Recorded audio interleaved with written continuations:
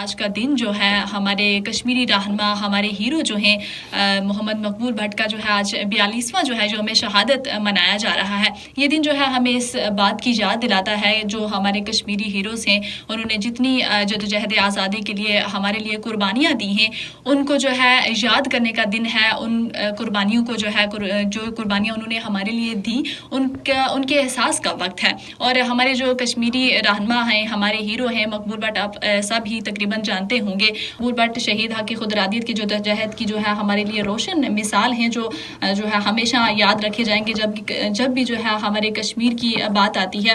11 فروری کا جو دن ہے کشمیری قوم کے عزم، قربانی اور استقامت کی جو ہے ہمیں یاد دلاتا ہے۔